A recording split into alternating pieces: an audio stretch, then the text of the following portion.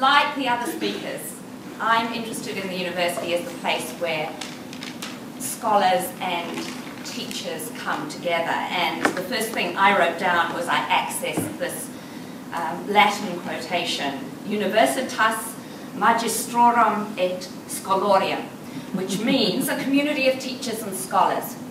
And it's, I don't want to tell you how many years ago I learned Latin, and it was always reading, it wasn't pronunciation, so my apologies for that. But I want to take that as my first point. I want to look at universities as communities.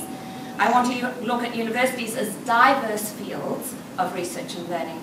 I want to look at universities as sites of critical inquiry, and universities as future-focused. Now that's a big thing, and I've only got 5 minutes, so I actually wrote it down, and I hope that I will be able to move through this within the time period.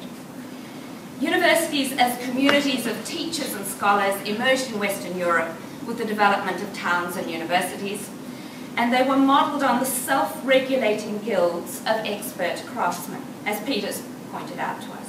These institutions struggled to establish their autonomy from the church and the state. So it's not just a matter of, looking back to that time. It's always been a struggle. They struggled with the church, they struggled with the state, while they were often very dependent on money from both, just as we are in this place. So we can learn a bit from those struggles, and we should assume struggle. The struggles between universities and the state continue, and it's the context for some of our current issues that we confront at this institution and elsewhere. We can be inspired by the ideals of early universities, particularly with respect to staff and student involvement in decision-making and construction of their communities. But we also need to recognise their limitations. For a long time, universities were communities of men of privileged backgrounds. Students could pay because they came from certain sections of a very highly stratified society. The language of bachelor and master's degrees is no accident.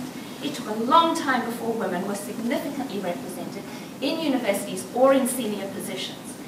These are gains that have been very recent. They're in my living memory. I had one professor who taught me in my first years at university in South Africa. However, it is still the case that those from low socioeconomic backgrounds, Maori and Pacific students and staff, are still underrepresented as students and in teaching positions and in management and decision-making within this university. So we have to struggle for what we've got, but we also have to recognise there's a lot more to be done. So universities need to be ever-improving communities, constantly asking questions about what counts as knowledge, about inclusion, about exclusion, about privilege, whether it's overt or covert, and about hierarchies and power. We need to constantly find better ways of combining rules and efficient organisation, which you have to do in a big institution when you're certifying people and giving degrees. And that has to be combined with innovation, the exploration of the new and the different. And those who manage universities are turning their backs on a treasure trove, a taonga of expertise, when they do not involve staff and students in the making and remaking of institutions. Diversity. The modern the medieval universities often focused on particular areas of inquiry. Law and medicine, often in Italy, or what became Italy, and theology and the arts, further in Northern Europe. But increasingly, universities recognise the value to all scholars of connection to a diversity of areas of inquiry. When I've spoken to people over the last week about what they think is a university and what was valuable to them about their university studies, they mention the excitement of exposure to ideas, arguments, and information in fields other than their own area of specialisation.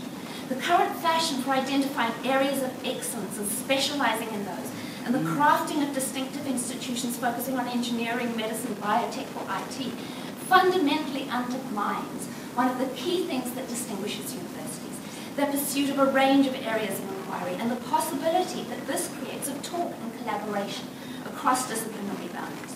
The world is not organised, as Peter pointed out, into programs, departments, and colleges that constitute our universities. Students go out to occupy a cross-disciplinary world in which collaboration across expertise is absolutely vital, and our whole future depends on it. Universities need to preserve these differences, and those who work in them need to enhance the connections. There's a challenge for us, however big or small we may be. This becomes increasingly difficult in a context which different areas of inquiry are constituted as independent business units, often competing with other units for diminishing resources. It is undermined by ongoing threats to the humanities and the social sciences at this university. Critical inquiry. The notion that universities are the critic and conscience of society often falls very glibly from our tongues. But does the organisation of current universities and do their reward structures actually contribute to this high-level aspiration and statutory duty of universities? Rewards for academics rest mainly on publication in international journals, not contribution to local or national debate about alternative economic futures for our countries or regions or the applications of particular technologies. Many scholars manage to admirably combine both, and geologists and engineers at the University of Canterbury have been demonstrating this over the last year. But many scholars find it difficult to be good teachers and fulfill the current requirements of conventional publication and make contributions as critics and consciences of society, or serve their communities.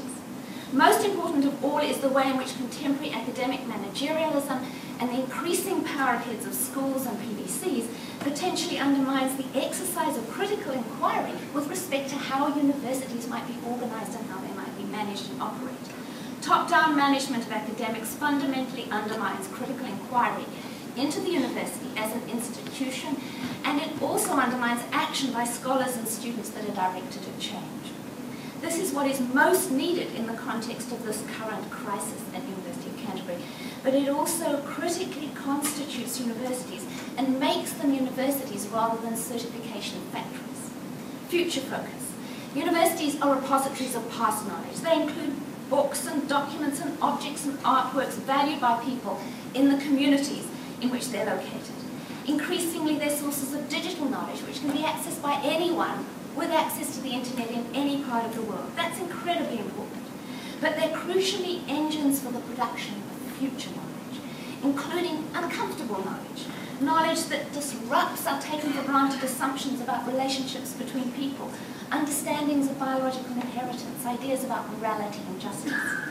Those currently in academic positions are producers of that new knowledge, and that is what makes them scholars with their students, and not just teachers and administrators and those who record the grades on the spreadsheet. But it is those they teach and supervise who will be producing the new knowledge inside and outside universities, and we have to recognise that too. Knowledge is produced outside universities by people who've been trained within those universities to approach the process of generating knowledge in response to questions in certain ways. And they will go on doing that when current academics have retired, died, and disintegrated. And that is why we have to fight for what a university is. And we have to do it as staff and as students. And we also have to recognise that our interests may diverge. And we have to look at where those interests do diverge and where they connect. And we need to open that up in this forum. It has to be about differences as well as about connections. After all, dealing with difference is what universities are supposed to be about.